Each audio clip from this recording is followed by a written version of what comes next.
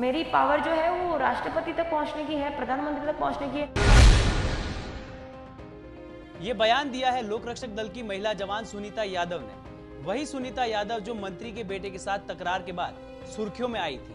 उन्होंने दावा किया है कि उनकी उतनी पावर है कि वो प्रधानमंत्री और राष्ट्रपति तक भी पहुंच सकती है। सुनीता यादव ने गुजरात तक को दिए इंटरव्यू में यह भी कहा कि प्रधानमंत्री नरेंद्र मोदी इस मामले की निष्पक्ष जांच कराए तो सच्चाई खुद ब खुद बाहर आ जाएगी। मुझे सीएम साहब से और माननीय श्री नरेंद्र मोदी साहब से और होम मिनिस्टर साहब से ये रिक्वेस्ट है कि ये जो हुआ है उसमें आप निष्पक्षता से जांच करवाइए, तब आपको पता चलेगा कि सही कौन है, गलत कौन है।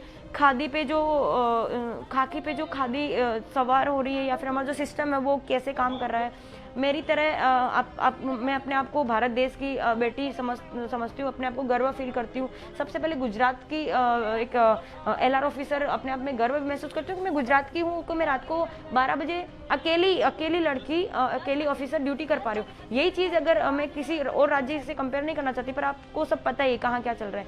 ये किसी और राज्य में मैं होती तो शायद अकेली हिम्मत ना कर पाती। मैं गुजरात में अपना इतना सेफ फील करती हूँ। मुझे भाजपा से ना कोई तकलीफ है, ना किसी भी पार्टी से मुझे कोई तकलीफ नहीं है। और मैं तो उल्टा श्री नरेंद्र भाई मोदी साहब जी से ये कहना चाहती हूँ कि आप यहाँ पे हमारे गुजरात को इतना अच्छा बना के गए हैं। आप यहाँ पे जब सीएम थे तब इतना अच्छा मतलब सिस्टम बना के गए हैं कि हर लड़की अपने आप को मतलब रात को 12 बजे भी सेफ फील करती है। पर कहीं ना कहीं ये जो खाकी के ऊपर खादी सवार हो रही है उस पर आप फोकस कीजिए। और ये सिस्टम में जो तकलीफ है, आपसे बस हाथ जोड़ के ये रिक्वेस्ट है कि इस सिस्टम को थोड़ा सा शायद मेरे पास पावर नहीं, पर डेफिनेटली आप लोग के पास पावर है कि इस सिस्टम को थोड़ा सा सुधारिए प्लीज़। उस दिन मैंने अपनी यूनिफॉर्म की इज्जत बचाने की बहुत कोशिश करी। मैंने एसीपी सर को जब हेल्प नहीं मिली तो उन्होंने मुझे ये कहा कि एसीपी और सीपी जो भी है वो कुछ नहीं कर सकते हमारा, या फिर मैं अभी खुल के नहीं बोल सकती, आपको बाद में जब मेरा रिजाइनिंग लेटर आ जाएगा मतलब मंजूर हो जाएगा उसके बाद खुल के बताऊंगी आपको। वो यूँ कहते हैं कि कुछ नहीं कर सकते। मैंने उनको ये तक कहा कि शायद सीपी सर और डीजी सर आपके कंट्रोल में हों या फिर वो भी शायद आपकी बात मानते हों, पर मेरी पावर जो है वो राष्ट्रपति तक पहुँचने की है, प्रधानमंत्री तक पहुँचने की है। मैंने अपने वीडियो में क्लियर कहा है और वो चीज़ मैं कर रही हूँ। मेरी लीगल प्रोसेस चालू है, मैं सिस्टमेटिक काम कर रही हूँ।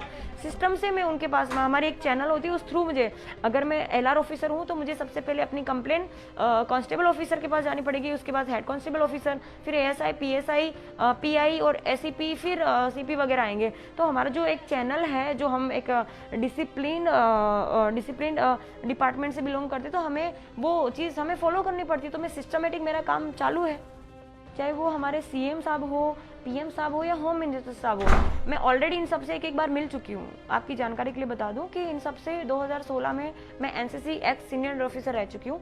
दिल्ली परेड में मैंने हिस्सा लिया है और मैं सीएम साहब से भी मिल चुकी हूँ, पीएम साहब से भी मिल चुकी हूँ, हमारे प्रेसिडेंट उस टाइम प्रणब मुखर्जी साहब थे उनसे भी मिल चुकी हूँ, हमारे राज्य के राज्यपाल से उनसे भी मिल चुकी हूँ।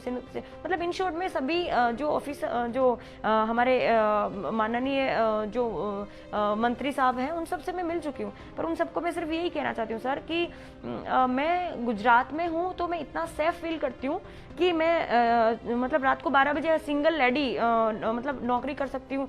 मैं तो अपने ऑफिसर्स की जो हिम्मत है उस पर दाद देना चाहती हूँ, क्योंकि मेरे ऑफिसर्स को पता है कि ये जो एलआर ऑफिसर है इसमें इतना दम है कि मैं नहीं जाऊँगा तो भी अकेली लड़ लेगी।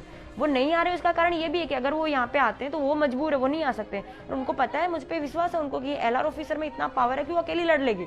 ठीक है, उस टाइम मुझे 1 मिनट के लिए बुरा लगा, पर मुझे